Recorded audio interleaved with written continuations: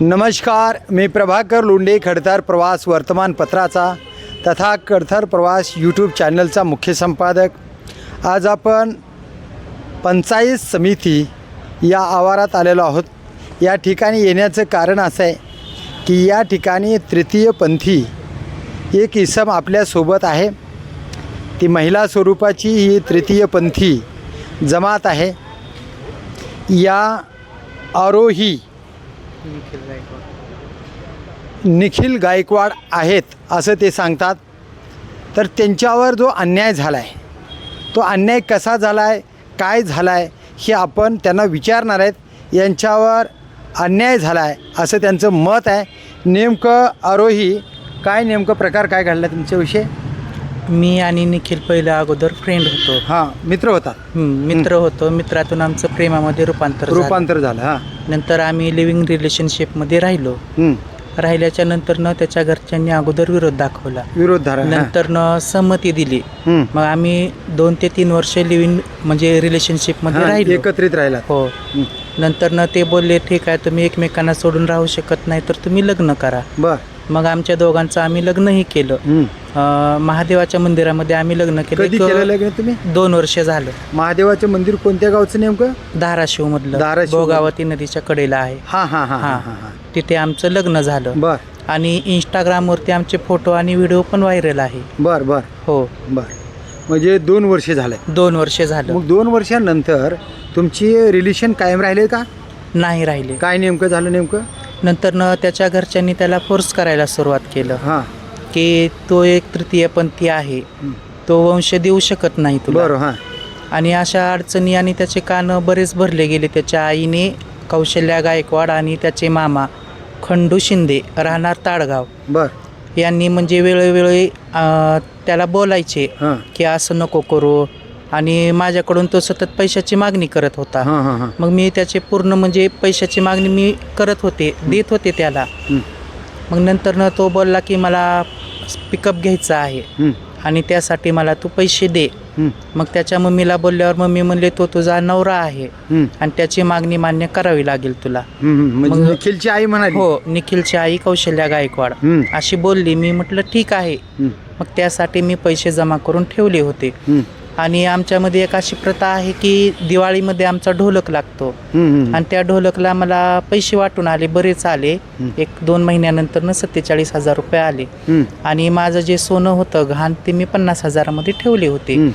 मग हे असं 97,000 रुपये मी ठेवले। मग त्याने MIDC मध्ये जे पिकअपचं शोरूम आहे त्या शोरूममध्ये गेल्यानंतर मग तिथं त्यांनी कोटेशन काढून घेतलं पिकअपचं की ते म्हणले अगोदर स्टार्टिंगला 1 लाख रुपये भरावे लागतील। मग 3,000 रुपये कमी होते। मग मी म्हणलं ठीक आहे, 3,000 रुपयाची म्हणजे ॲडजस्टमेंट झाली तर मग आपण लगेच कागदपत्र तयार करून घेऊ म्हटलं। कारण मला पुढच्या भविष्याचा विचार होता ना। कारण मी जर समजा आमचं जर बंद झालं तर मला तोच पुढे सांभाळणार होता। या उद्देशानं मी सर्व काही प्रोसेस केली होती, सपोर्ट केला मी। मग त्याच्यात नंतरनं आईनं कॉन्टॅक्ट साधल्यानंतरनं काय झालं ते मला काय एवढं माहीत नाही। मग मी असेच पैसे गोळा करण्यासाठी घराबाहेर पडले असताना मग मला समजलं की घरामध्ये पैसे नाहीत आणि तो पण नाही। मग मी त्याच्या आईला कॉन्टॅक्ट केल्यानंतर त्याची आई मला बोलली की माझ्या मुलाला तू मारून टाकलंस, माझा मुलगा मला पाहिजे, असं तसं माझ्यावरतीने खोटे आरोप केले। खोटे आरोप केल्यानंतर मग मी घाबरल्यानंतर मी पोलीस स्टेशनमध्ये धाव घेतली। मग ते बोलले ते व्हिडिओ सगळं आमचं म्हणजे तुम्ही केलेलं ते आम्हाला मान्य आहे, पण कागदपत्र पुरावा काय आहे तुमच्याकडं? मग त्यांनी स्टॅम्प पेपरवर मला लिहून दिलं होतं की मी हिच्यासोबत लग्न करणार आहे, मी पण हिच्या जातीचा आहे, असं तसं त्यांनी लिहून दिलेलं होतं स्टॅम्प पेपरवर। आणि त्या हिशोबानं आमचं लग्न महादेवाच्या मंदिरामध्ये लागलेलं होतं 2024ला। मग हे पैसे घेऊन गेल्यानंतर मग मी त्याच्या आईकडे गेले। ती तिच्या माहेरामध्ये ताडगावमध्ये राहत होती आणि त्यांचं प्रॉपरचं गाव कुठे आहे नेमकं? शिराढोणपाशी। आणि त्यांचं प्रॉपरचं जे गाव आहे ते नागझरवाडी आहे, कळंब तालुक्यामध्ये नागझरवाडी आहे। मग ते तिथे राहत नसल्यामुळे मी ताडगावमध्ये गेले। मग खंडू शिंदे मला बोलले, निखिलचे मामा मला बोलले की तो इथं राहत नाही, तुझा संबंध काय माझ्या घरी यायचा? आणि जर तुझा संबंधच होता तर तो तिथपर्यंत होता। मग आता तू इथं माझ्या घरी यायचं नाही आणि ते इथं राहत नाही. बरं. मग गेल्या वर्षी एक सप्टेंबर का ऑक्टोबर महिन्यामध्ये मला समजलं की त्यानं एका मुलीशी लग्न केलं. बरं बरं. आणि ते पण कसं की तिला इंस्टाग्रामवरती बोलून ती पहिलंच तिचं लग्न झालेलं होतं. मग तिला बोलवून आणून म्हणजे धोका दिला असं लागत नसेल हे काय मला माहीत नाही, पण तिच्यासोबत लग्न केलं तिने. लग्न झाल्याच्या नंतर मग मी कॉन्टॅक्ट साधला त्यांच्याशी. मग ते म्हणले आता तुझा काही अधिकार नाही, तो आमचे म्हणजे मेंबर नाही, फॅमिली मेंबर नाही असं बोलले त्यांनी. कोण, निखिल म्हणाला का? निखिल बी म्हणला आणि त्याची मम्मी आणि त्याचे मामा पण बोलले. पुढं काय केलं तुम्ही? मग मी पुन्हा डबल पोलीस स्टेशनला शिराडोनमध्ये गेले. मग ते काय बोलले, शिराडोनला तुमची बघा 16/7/2024 NCR झालाय.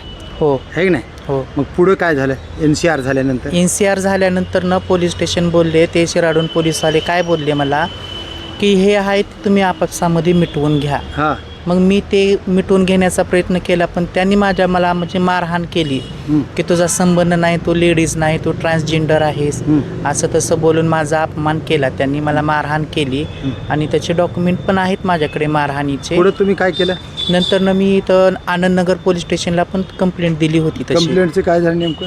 म्हणजे त्यांनी अंमलबजावणी केली नाही. आणि कोण आहे चौकशी अमलदार? घंटे साहेब बीट अंमलदार आहेत ते. तपास अधिकारी? हो, तपास अधिकारी. मग तपास अधिकाऱ्याने काय केलं या 2 वर्षामध्ये? काहीच केलं नाही. मी त्यांच्याकडे गेले, वारंवार गेले चौकशीसाठी, काय झालं ते मला तुम्ही सांगा. आणि मी त्यांना एवढं पण सांगत होते की अशा अशा ठिकाणी निखिल आहे. मी त्यांचा कॉन्टॅक्ट नंबर पण दिला होता, पण ते बोलायचे फक्त एवढंच बोलत होते की तपास चालू आहे, तो येत नाही, आम्ही तिथं गेलो की तो तिथं नसतो, त्याची आई असते, त्याची आई बोलते की तो इथं राहत नाही, त्याने लग्न केलं. घंटे साहेबांच्या बाबतीमध्ये काय तक्रार आहे? माझी घंटे साहेबांच्या म्हणजे अशी तक्रार आहे की त्यांनी मला न्याय मिळवून द्यावा. की 2 वर्ष झालं मी पोलीस स्टेशनच्या चक्कर त्याला अटक झालेली नाही, आणखीन अटक झालेली नाही. मग तुम्ही न्यायालयात गेलात? मी न्यायालयात गेले, केस चालू आहे. आता 1 वर्ष होऊन वरी 5 महिने झाले केस चालू आहे. निकाल आणखीन लागलेला नाही. निकाल लागलेला नाही आणि गुन्हेगार पण अटक झालेला, गुन्हेगारही अटक झालेला नाही. आता तुमचं काय मत आहे? माझं मत आहे की माझ्यासारख्याचं म्हणजे त्यांनी घेऊन गेलं. एकेकडून समाज म्हणतो की त्यांच्यासारख्यांचा आशीर्वाद घेणं असं तसं काही बोलतं, एक ट्रान्सजेंडर आहे ते. आणि महत्त्वाचं म्हणलं तर मला न्याय मिळावा आणि माझे जे आहेत माझ्यासारखे त्यांना पण न्याय मिळावा.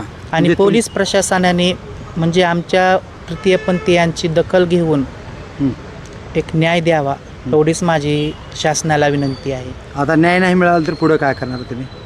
मी आत्मदहन करू शकते. आत्मदहन करू शकते? मी एवढं करू शकते, कारण मी खूप कंटाळले. मी प्रत्येक वेळेस शिराडोन पोलीस स्टेशनला जाते, आनंदनगरला जाते, कोर्टामध्ये जाते. आज 2 वर्ष झाले 2024. तुम्ही आता आत्मदहन करणार अशी नोटीस तुम्ही पोलीस डिपार्टमेंटला देणार? मी आता तेच देणार आहे. कधी देणार आहे? आज देणार आहे. बर. आणि मी बोलले तसं.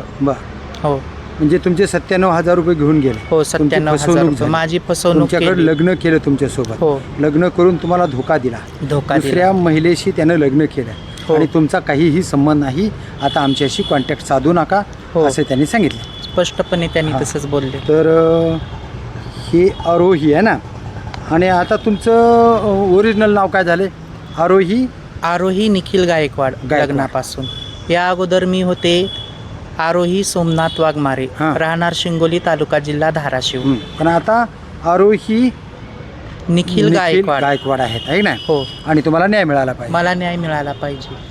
बघा, हे तृतीयपंथी भगिनी आहेत आणि अशा धाराशिव जिल्ह्यातच नाही तर पूर्ण महाराष्ट्रात, देशात तृतीयपंथी भगिनी आहेत.